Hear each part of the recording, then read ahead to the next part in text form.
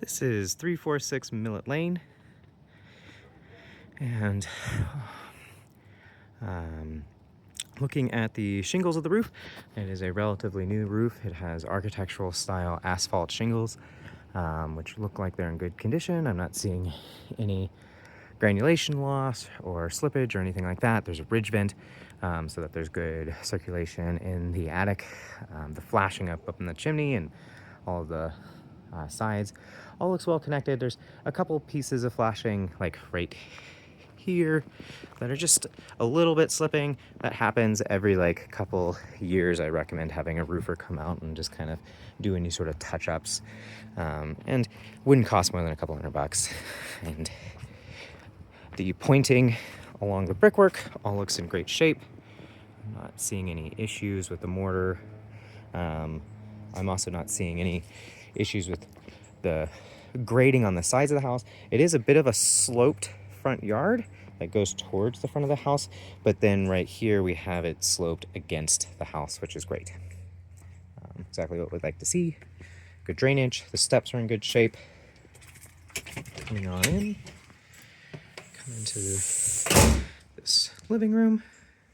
Nice big double pane vinyl windows.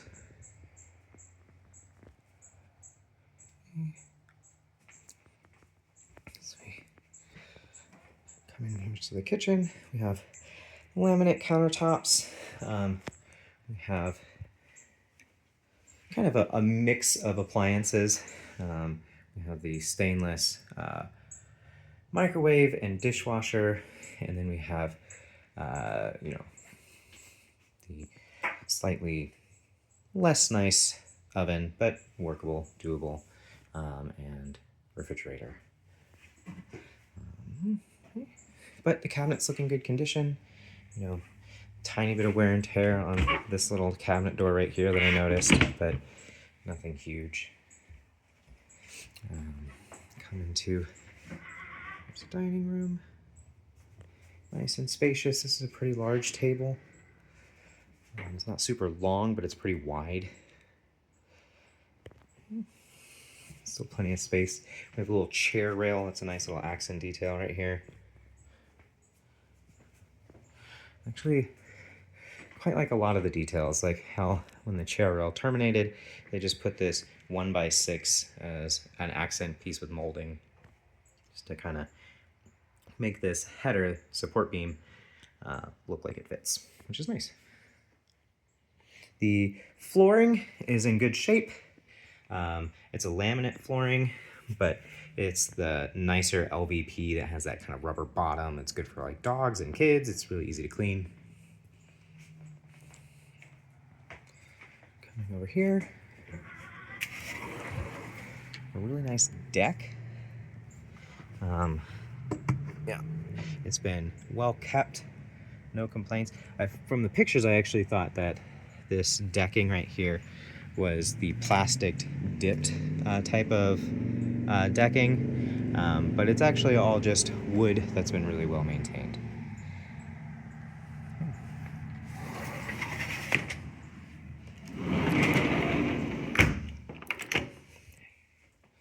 Let's head downstairs and then we'll go up.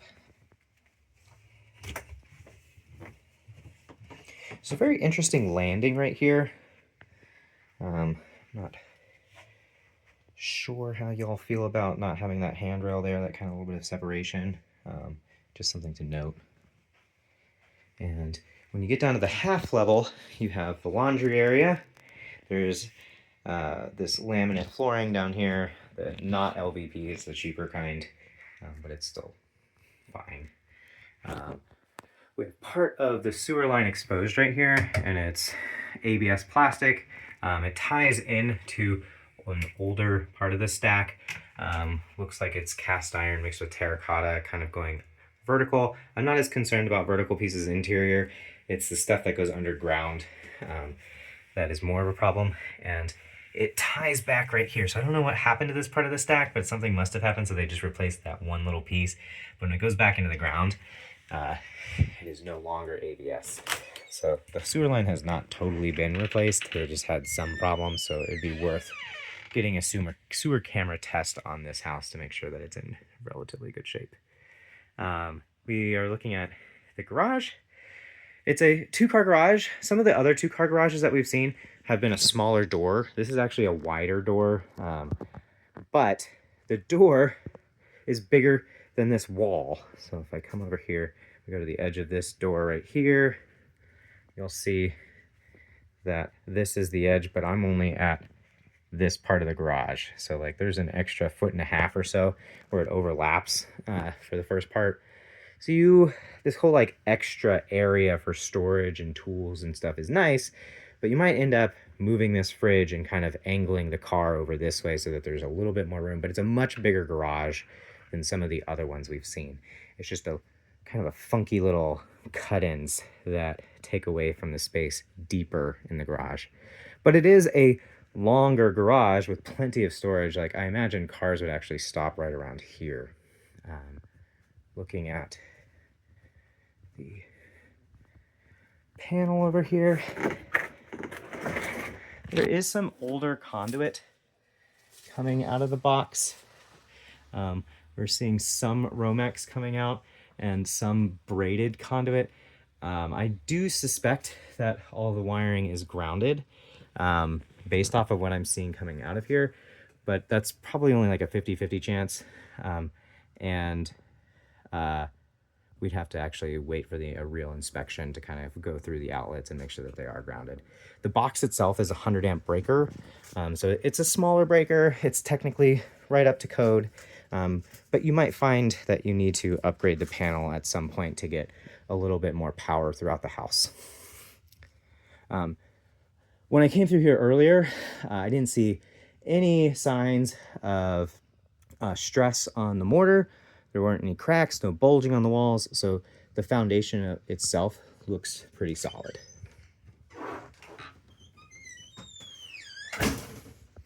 Okay. Down here. We have a very nice open bar. I'm 5'3". When I raise my hand, I still have a solid, 9 inches before I touch the ceiling. It comes to here, and this is where I can touch. So just barely, but then I'm flat-footed. So there's actually quite a bit of space down here. It's really nice and carpeted, dry, well lit, good storage space still. Just really nice. I don't know if the bar is staying, but it's fun. It's even got a little fake sink. It's not a real wet bar. We have half a bath down here.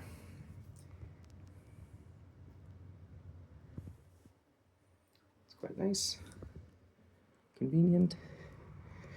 There's some water damage right here, but it's also right next to a spigot. So not terribly surprising. I don't think it's like water coming in from the outside. It's just there was spillage there. Looking at the hot water tank, we have a 40-gallon, 40,000 BTU water tank. 40 gallons is maybe a little on the small side for the size of the house.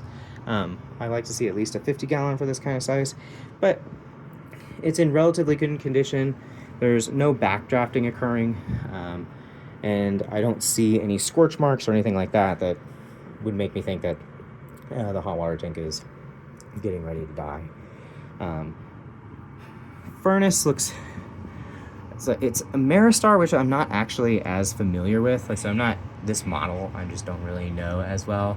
But the sticker on it says that it was installed in 2019, and I imagine that it is doing just fine if it's only 5 years old. And certainly it is warm in here and it's 50 degrees outside, so that's a good indication. Okay. Upstairs.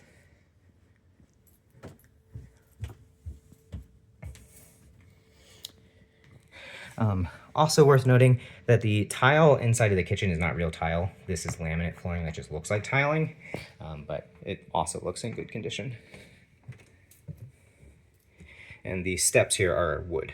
They've just been painted. In the bedroom here, we have the hardwood oak floorings, which I imagine the reason why they put laminate everywhere is that they needed some work, and this was the best room. But even at that, there's a lot of scuff marks in this room. So I imagine if you took out the LVP, if you don't like it, there would be oak hardwood underneath everything. It would just take a decent bit of work to refinish it, estimating somewhere around like maybe 12 to 15,000. This room is quite large. As you can see, there's a queen bed. It's super tall.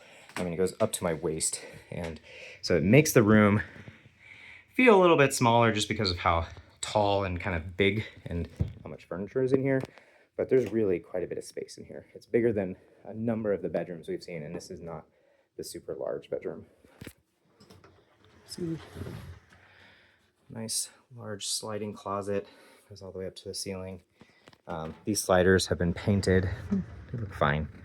I just don't normally paint that kind of stuff.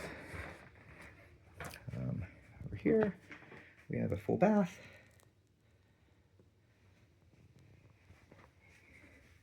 I tried to maximize the storage. This is a surround tub. So generally speaking, these types of showers installed cost somewhere around $1,000 just to do the surround. And it looks like it's in good shape. It's a lot easier to clean than tile, but it is kind of technically doesn't ROI quite as nicely. Going into this bedroom, we have a king size bed, and there's still a good bit of furniture both on the sides, as you can see, and plenty of room. And another closet, same as the other one. Sliders that have been painted that do go a little bit into the wall, as you can see, so there's even a little bit more space than what the sliders story tell you. Okay. Go over here. We have the third bedroom, the smallest one, which is what they're using as the office. It's bigger than some of the third bedrooms that we've seen, but it's still kind of a smaller bedroom. You could easily fit a queen in here, but it wouldn't fit like much furniture around the sides. And there's already no closet in here. So you'd have to get a little bit creative. I really wouldn't do anything other than a twin in here, or a futon, or maybe a bunk bed, something like that. Okay. And a nice large closet for your linens. This little door is the access to the attic. Okay. Right. And that is Millet.